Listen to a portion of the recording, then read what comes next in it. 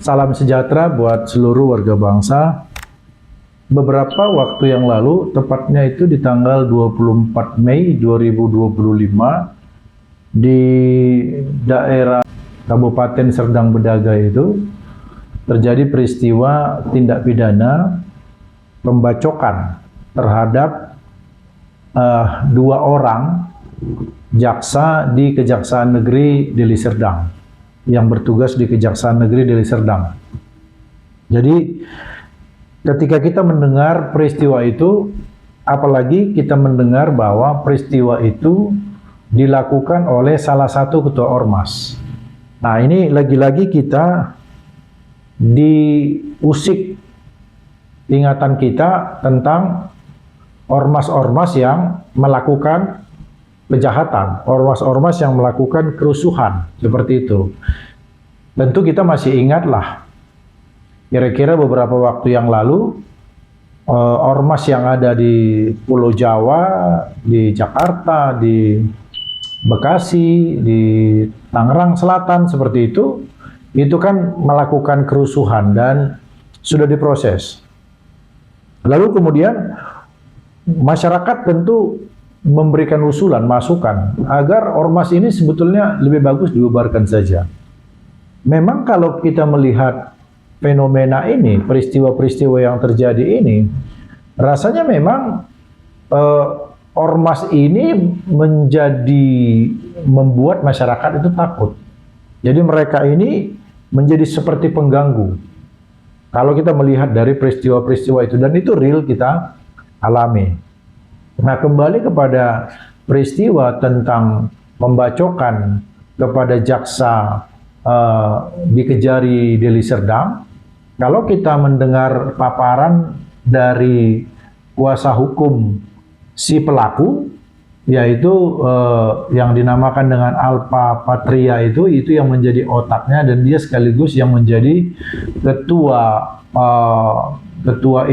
PAC kalau tidak salah, itu di daerah Serdang Bedagai, salah satu ormas di sana. Lalu dia minta kepada dua orang rekannya yang merupakan eksekutor untuk melaksanakan pembacokan itu.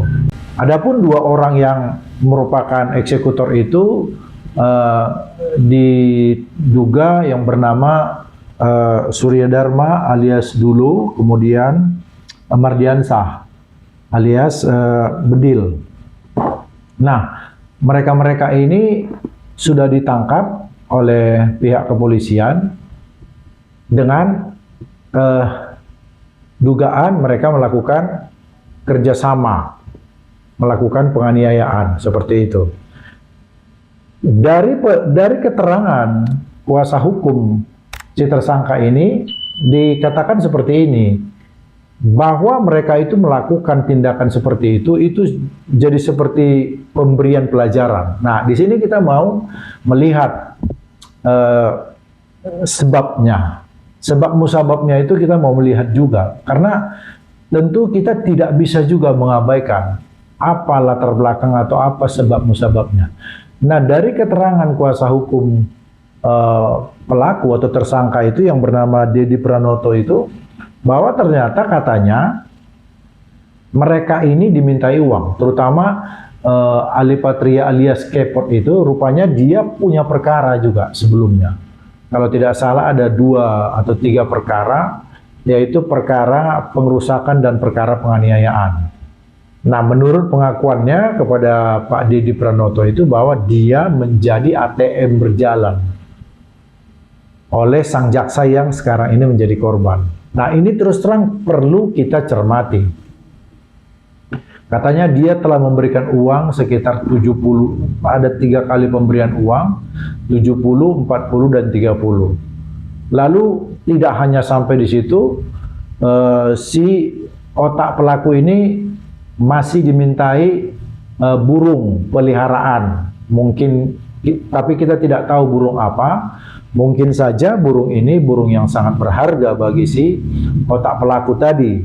Nah, jadi dia merasa kok setelah memberikan uang dengan begitu besar masih ada permintaan lagi, dan itu sebetulnya katanya yang menjadi latar belakang terjadinya pembacokan itu.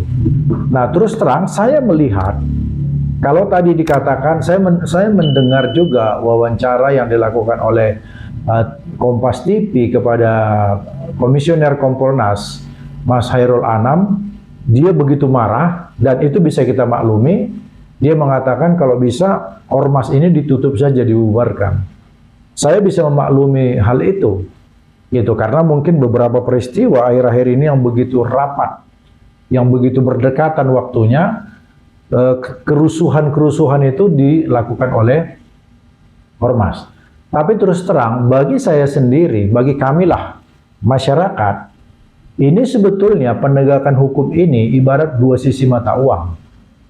Artinya, kita harus membenahi atau kita harus menegakkan hukum terhadap ormas, iya. Dan kalau perlu seperti apa yang disampaikan oleh Bung Hairul Anam, boleh dengan tindakan yang sangat keras, kami pun setuju. Kalau perlu ormasnya dibubarkan, kami pun setuju. Tapi ingat, kita juga harus melihat sebab musababnya, latar belakangnya. Rasanya, kalau saya melihat, rasanya tidak mungkin dia seberani itu melakukan tindakan penganiayaan, pembacokan itu, kalau bukan betul-betul dia punya alasan. Sekalipun, sekali lagi, sekalipun alasan itu tetap tidak kita benarkan. Tapi maksud saya, perspektif kita sebagai masyarakat awam atau pandangan kita, tentu ini tidak boleh. Tadi saya katakan penegakan hukum ini ibarat dua sisi mata uang. Jadi kita nggak bisa mengatakan ini ormas harus ditutup, udah selesai sampai di situ. Bagi saya, bagi kami, harus perlu dikaji. Kenapa salah satu ketua ormas ini begitu marahnya sampai dia berani menyuruh eksekutor untuk menganiaya si korban. Nah, dalam beberapa waktu yang lalu, saya ada membuat video, saya mengatakan di sana bahwa perlu pembenahan secara radikal. Saya pakai kata itu, perlu pembenahan secara radikal di tubuh kejaksaan dan di tubuh kepolisian. Kita tidak bisa juga pungkiri itu, bahwa di dua institusi ini, ya mungkin di pengadilan juga, di dua institusi ini peluang-peluang kenakalan untuk mempermainkan jabatan itu kan juga ada. Jadi rasanya perlu ditelusuri, perlu dan itu perlu dibuka secara objektif. Artinya ketika nanti dalam pengusutan, dalam pemeriksaan, dalam penelusuran itu, ya harus dibuka bahwa benar nggak ini oknum jaksa ini menerima uang 3 tahap tadi seperti yang kami sampaikan, ada 70, 40, 30 juta. Lalu kemudian masih ada permintaan burung peliharaan dari si otak pelaku tadi. Nah, kan kalau ini juga tidak kita bereskan, itu kan kita ibarat hanya menegakkan satu sisi saja. Tetapi kita tidak menegakkan hukum ini secara holistik atau secara komprehensif. Secara lengkap kita tidak tegakkan. Ya, jadi memang terus terang, lagi-lagi ini pekerjaan besar, pekerjaan berat. Dan inilah sebetulnya saatnya pemerintahan kita sekarang, ya menegakkan itu bersih-bersih. Ya, kita harus hargai juga bahwa saat ini kejaksaan sedang menunjukkan kinerjanya yang baik. Itu misalnya kita lihat di Kejaksaan Agung yang sekarang ini sedang berupaya untuk melakukan penyelidikan, penyidikan, bahkan penangkapan terhadap pelaku-pelaku kejahatan, korupsi, dan yang lain-lain. Tetapi jangan salah, di daerah-daerah itu juga perlu diadakan pengawasan dan juga perlu diadakan penindakan kalau mereka melakukan kesalahan. Nah, sekali lagi, kami tentu tidak dalam posisi membela salah satu pihak, tetapi kami hanya ingin menyuarakan agar semua dalam segala hal, dalam segala aspek penegakan hukum di negara kita ini mendapat sorotan, mendapat pembenahan.